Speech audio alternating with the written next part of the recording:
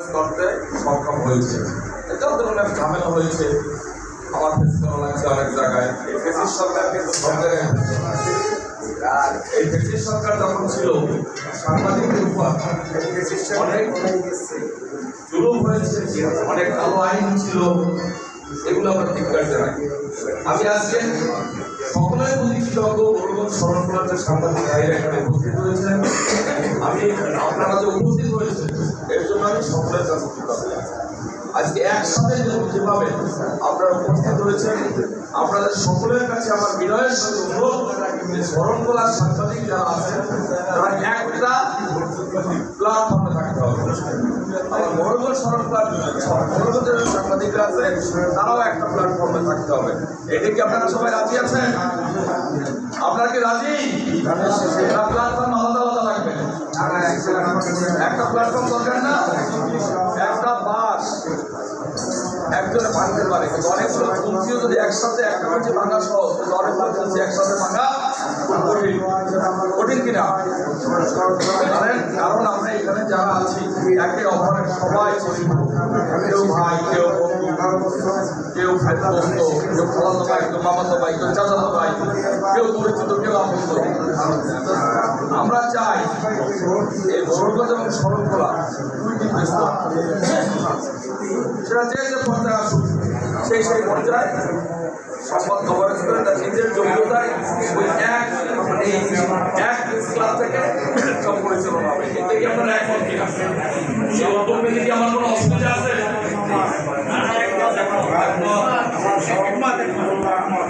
সেক্ষেত্রে যদি আপনাদের সরকারি ও আমার কোনো সহযোগিতা লাগে, ইনশাল্লাহ আমি বিগত দিনে আমি যখন শরণখোলা গিয়েছি, আমাদের এলাকায় দেখেছি, বাবুদার তাকে ডাকছি, আপনাকে দেখেছি, আবার বড় যারা আছে ওইগুলো আমার চাচা, আমার বন্ধু, আসিফ আমার ভাইনা, নজরুল আছে, সাংবাদিকতা করে, এদের আমরা দেখেছি। যাতে আমরা মনে করতাম আমরা সবাই প্রতি একটা সাথী সাংবাদিক, আপনারা যদি বিভেদ করেন আমরা একসাথে মানুষ হইলাম। আপনাদের লেখনির মাধ্যমে সেই আমাদের নির্যাতিত মানুষ যার বাড়ি লক্ষ্মীখালী একটা ভালো ফল পাবে, ভালো কিছু আসবে। আপনারা যদি বিভেদ করেন লক্ষ্মীখালী সেটা কিন্তু ভালো ফল পাবে না, পাবে না। আমাদের রাজনীতিতে ভুল থাকতে পারে, আবার সফলতার জন্য আমরা কাজ করি, সবসময় সফলতার কাজ হবে এমন কিছু না। আমাদের ভুল থাকে সেটা আমাদের ধরিয়ে দেবে। আমরা কিন্তু আপনাদের কোনো প্রেশার ক্রিয়েট করতে চাই না, শুধু একটা জিনিস চাই, আমরা যেন মিলেমিশে পারিপার্শ্বিকভাবে সবাই একসাথে সাংবাদিকতা করতে পারি আর আমরা গ্রহণ করতে পারি। এইটা আপনাদের করতে হবে, এটা আমার প্রথম অনুরোধ। দ্বিতীয় হলো যে কারো বিপক্ষে কেউ থাকবে না, আজকের থেকে না, একদিনে তো আমরা সব মানতে পারবো না। আজকের থেকে কারো বিপক্ষে কেউ থাকবে না। আওয়ামী লীগ আসবে, চলে গেছে, বিএনপি আবার ক্ষমতা আসবে, আবার হয়তো থাকবে না, আর একটা দল আসবে, আবার হয়তো থাকবে না।